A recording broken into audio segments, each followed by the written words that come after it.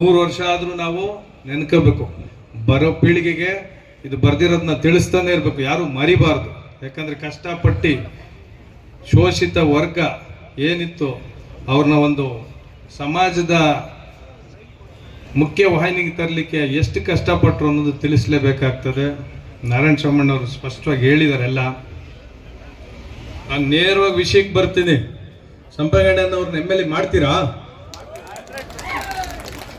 ಈ ಸಲ ಅವರೇ ನಿಲ್ತಾರೆ. ಕಾರಣಾಂತರಗಳಿಂದ ಅವ್ರು ನಿಲ್ಲಕ್ಕಾಗ್ಲಿಲ್ಲ. ಅವ್ರು ಬರೀ KGF ಅಲ್ಲ, ರಾಜ್ಯ ಪೂರ್ತಿ ಸುತ್ತಾ ಇದ್ದಾರೆ.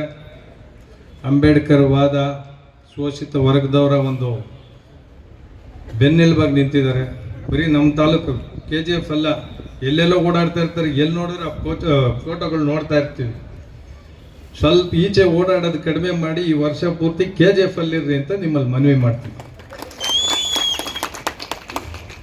ನಾರಾಯಣ ಸ್ವಾಮಣ್ಣವ್ರು ಹೇಳ್ತಾ ಇದ್ರು ಭ್ರಷ್ಟಾಚಾರದ ಬಗ್ಗೆ, ಕಾನ್ಸ್ಟಿಟ್ಯೂಷನ್ ಬಗ್ಗೆ. ಚೆನ್ನಾಗಿ ಹೆಂಗಾಗಿದೆ ಅಂದರೆ, ಅಂಬೇಡ್ಕರ್ ಅವ್ರು ಬರ್ದಿರೋ ಕಾನ್ಸ್ಟಿಟ್ಯೂಷನ್ ಒಂದಾದರೆ, ನಾವೇ ರಾಜಕಾರಣಿಗಳು ಒಂದು ಕಾನ್ಸ್ಟಿಟ್ಯೂಷನ್ ಬರ್ಕೊಂಡಿದ್ದೀವಿ, ಲಂಚದ ಕಾನ್ಸ್ಟಿಟ್ಯೂಷನ್.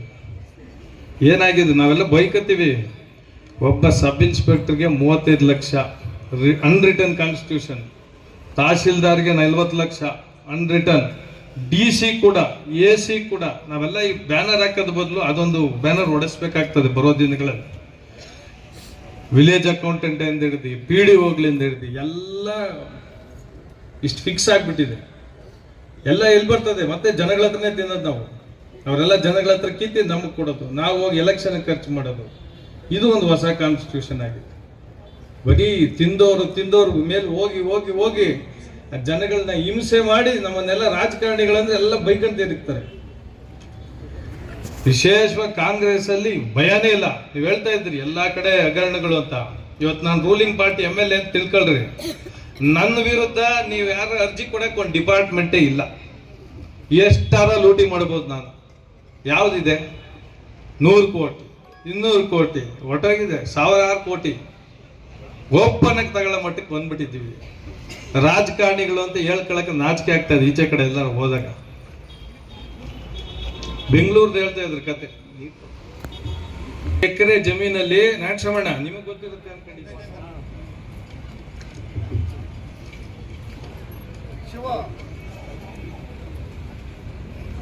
1.5 ಎಕರೆ ಜಮೀನಲ್ಲಿ ಏನಾರ ಅಪಾರ್ಟ್ಮೆಂಟ್ ಕಟ್ಟಬೇಕು ಯಾರ ಬಿಲ್ಡರ್ ಬೆಂಗಳೂರಲ್ಲಿ ಅಂದ್ರೆ ಲಂಚ ಎಷ್ಟು ಕೊಡ್ಬೇಕು ನಿಮ್ಗೆ ಐಡಿಯಾ ಆಯ್ತಾ?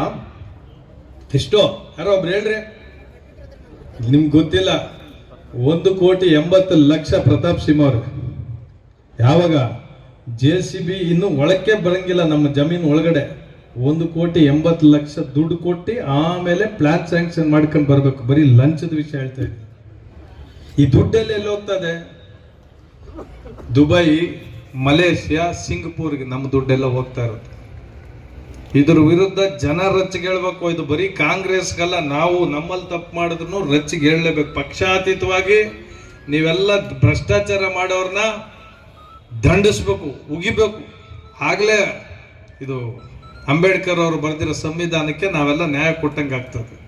ಇಲ್ಲಾಂದ್ರೆ ಅದು ಸಂವಿಧಾನ ಹಂಗೆ ಉಳ್ದೋಗ್ಬಿಡ್ತದೆ, ಮುಗುಲ್ಮುಟ್ಟಾಗಿದೆ.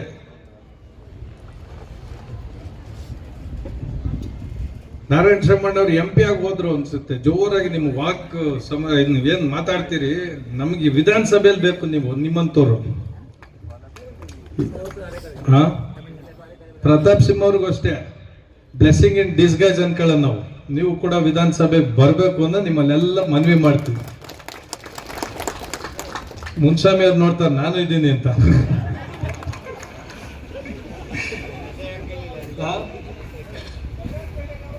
ಹೌದಾ?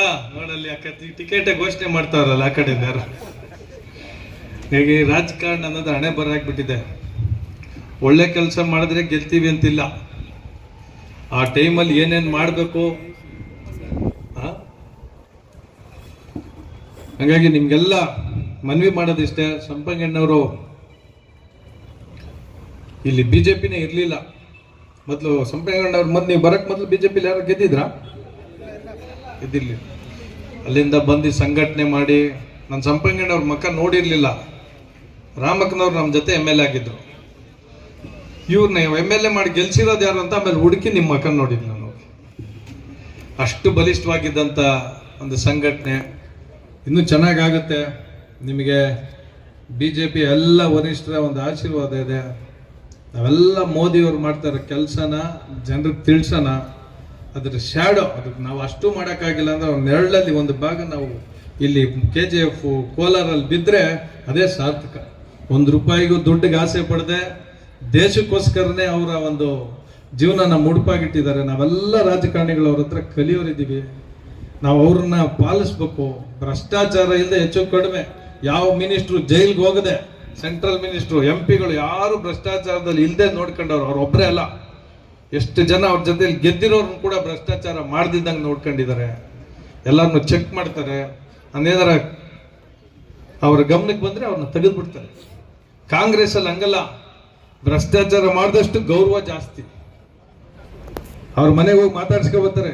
200-300 ಕೋಟಿ ನಾರಾಯಣಸ್ವಾಮಣ್ಣ ಡ್ರಾ ಮಾಡಿದ್ರೆ ಮನೆಗೆ ಹೋಗ್ತಾರೆ, ಮಾತಾಡಿಸ್ಕೊ ಬರ್ತಾರೆ.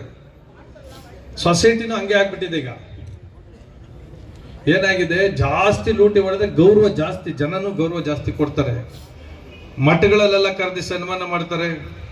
ಇನ್ನೂ ಜಾಸ್ತಿ ಲೂಟಿ ಮಾಡಿದ್ರೆ ವೀಕೆಂಡ್ ವಿತ್ ರಮೇಶ್ ಅಲ್ಲಿ ಕರೆದಿ ನಮ್ಮ ಇದನ್ನೆಲ್ಲ ಹೇಳ್ತಾರೆ. ನಮ್ಮ ಸಾಧನೆನ ಎಷ್ಟೆಷ್ಟು ಕೋಟಿ ಲೂಟಿ ಮಾಡಿದ್ವಿ ಅದನ್ನ ನೋಡಿ ಅಳೋದು, ಮನೆಯವ್ರನ್ನೆಲ್ಲ ಕರ್ಸೋದು, ಹಿಂಗಾಗೋಗಿದೆ. ಜಾಸ್ತಿ ಲೂಟಿ ಮಾಡಿದ್ರೆ ಗೌರವ ಜಾಸ್ತಿ.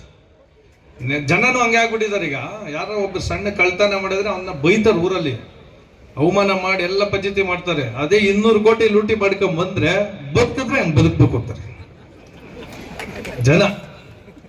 ಬದುಕಿದ್ರೆ ಹಂಗ್ ಬದುಕ್ಬೇಕ ಅಂತ ಹಂಗೆ ಆಗಿರೋದು ಇವ್ರು ರಾಜಕಾರಣದಲ್ಲಿ. ಜಾಸ್ತಿ ಲೂಟಿ ಮಾಡಿದ್ರೆ ಅವ್ರ ಗೌರವ ಜಾಸ್ತಿ. ಅದು ನಿಲ್ಬೇಕು. ಕಾನ್ಸ್ಟಿಟ್ಯೂಷನ್ ಬಗ್ಗೆ ಮಾತಾಡೋದಲ್ಲ. ಅಂಬೇಡ್ಕರ್ ಅವರು ಹೇಳಿದ್ದಾರೆ, a man cannot become great if he can't remember history ಅಂತ ಹೇಳಿದ್ದಾರೆ. ಇತಿಹಾಸನ ತಿಳ್ಕೋಬೇಕು, ಇತಿಹಾಸನ ಮರಿಬಾರ್ದು. ನಾವೆಲ್ಲ ಒಗ್ಗಟ್ಟಾಗಿ BJP ಪಕ್ಷನ ಕಟ್ಟಣ. ಮುಂದೊಂದ್ಸಲ ಸಂಪಂಗಣ್ಣವ್ರನ್ನ MLA ಕಳಿಸ್ರಿ ಅಂತ ನಿಮ್ಮನ್ನೆಲ್ಲರೂ ಮನವಿ ಮಾಡ್ತೀನಿ. ನಾವೆಲ್ಲ ಅವ್ರ ಜೊತೆ ಇರ್ತೀವಿ. ನಿಮ್ಗೆ ಎಲ್ಲರಿಗೂ ಒಳ್ಳೇದಾಗಲಿ. ದೇವ್ರು ನಿಮ್ಗೆಲ್ಲ ಆಯುಷು, ಆರೋಗ್ಯ, ಐಶ್ವರ್ಯ, ನೆಮ್ಮದಿ ಕೊಟ್ಟು ಕಾಪಾಡಲಿ ಅಂತ ಹಾರೈಸ್ತೀವಿ. ನಮಸ್ತೆ.